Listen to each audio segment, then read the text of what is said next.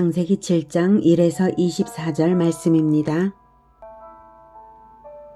7장 여호와께서 노아에게 이르시되 너와 내 온 집은 방주로 들어가라.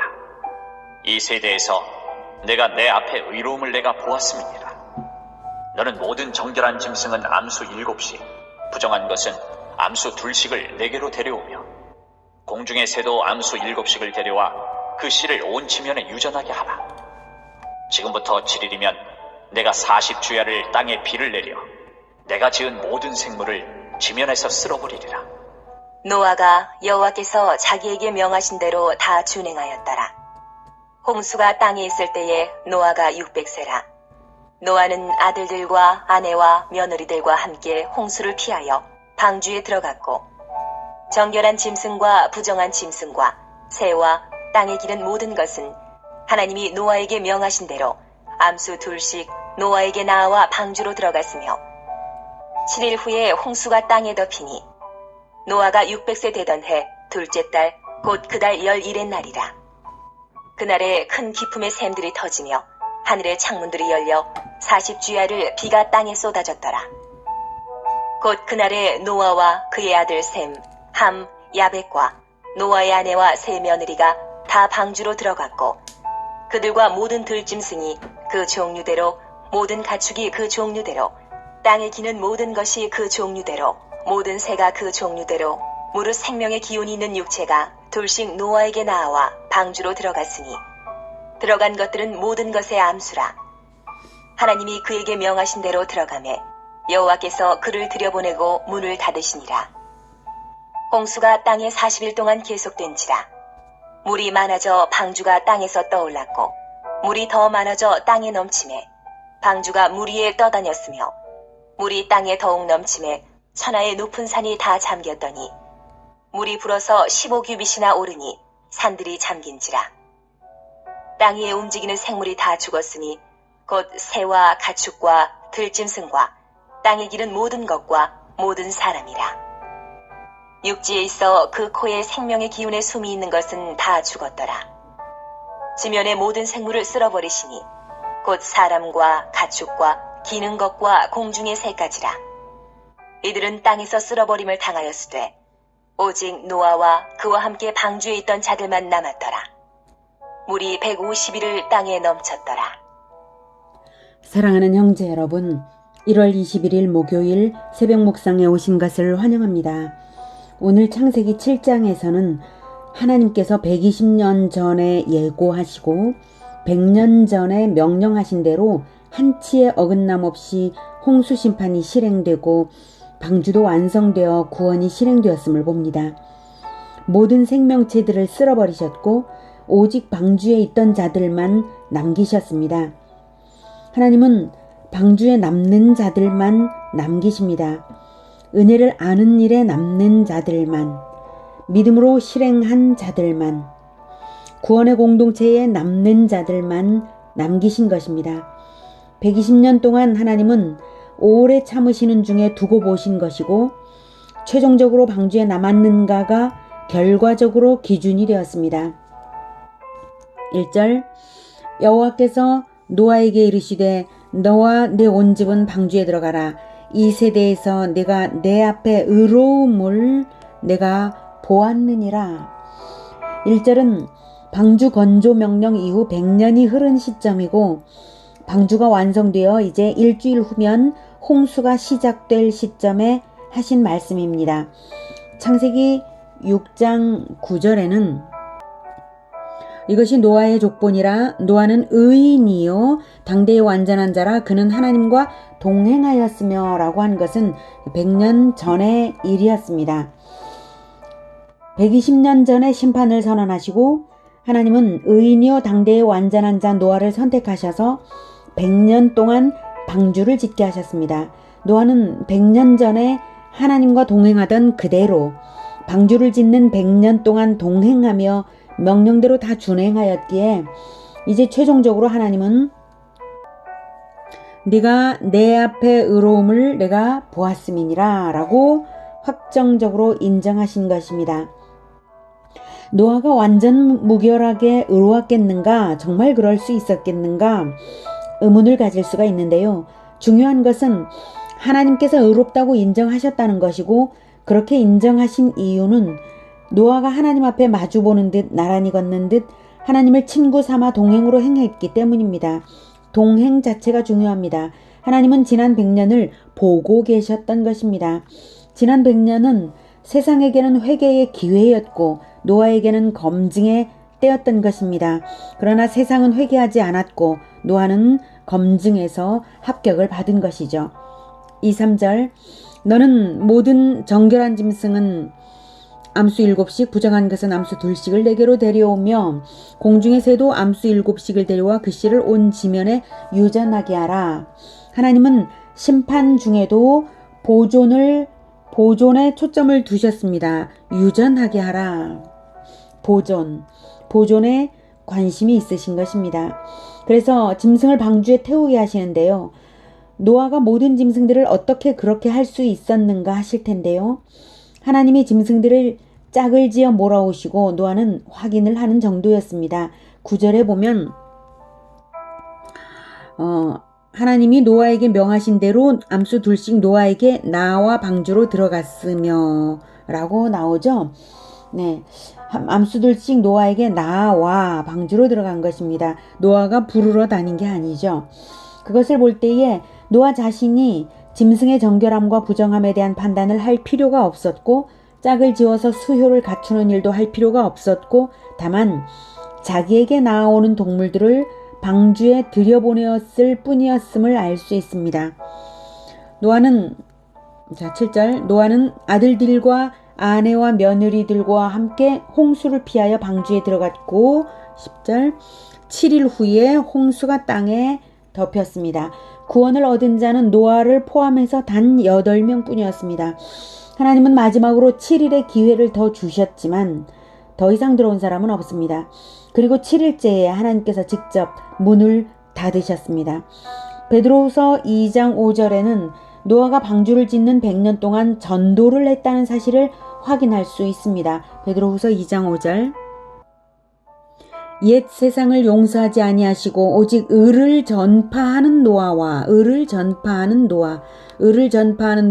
7 식구를 보존하시고 경건하지 아니한 자들의 세상에 홍수를 내리셨으며 100년 동안 전도를 했는데도 어떻게 한 사람도 건져내지 못했냐 하는 것이 초점이 아니라 그 당시의 세태의 완악함이 그 정도로 깜깜한 영적 어둠이었다는 것이죠.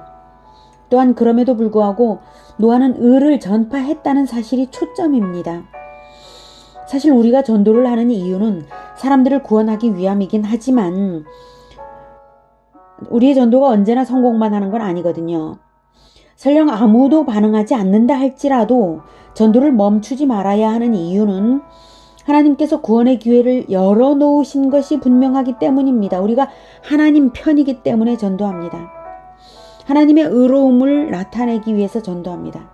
그래서 전도는 성공이냐 실패냐가 아니라 전도를 하는 것 자체가 성공입니다. 그것이 하나님의 의로움입니다. 그러니 하나님의 자녀인 우리 역시 그 의로움으로 행하는 것입니다. 전도의 결과에 연연하지 말고 오직 하나님과 동일한 의로움으로 행하는 것이 초점입니다. 바로 100년 동안 노아는 그렇게 한 것입니다. 하나님의 의로움에 연합하여서 전도한 것입니다. 그래서 하나님께서 노아에게 너는 너와 내 온 집은 방주로 들어가라. 이 세대에서 네가 내 앞에 의로움을 내가 보았음이니라 라고 하신 것이죠. 세상이 극히 타락했을 때에는 우리가 전도를 하는 것이 마치 노아가 방주를 짓는 행위처럼 세상의 눈에 우스꽝스럽게 비칠 것입니다. 그러나 우스꽝스러워 보일수록 인상적이겠죠? 네, 그만큼 의로운 행위 자체가 세상을 향한 강력한 메시지가 될 것입니다. 노아의 식구가 8명이었다는 사실은 당시의 타락한 결혼 문화에 물들지 않고 정결한 가정윤리를 견지했다는 것을 알 수 있습니다. 그리고 노아를 구원하심으로 노아 가족을 구원하시는 것은 소속의 원리를 보여주시는 것입니다. 즉 의로운 자 안에 속한 자는 의로운 자로 보시는 것입니다. 그리스도 안에 속한 자는 그리스도를 받으시듯이 받으시는 것입니다. 그것은 대표자의 성품이 소속자 전체에게 제자화될 것이기 때문입니다. 그들이 영적으로 살아있다면 말입니다. 살아있는 것은 교제를 하는 법이죠.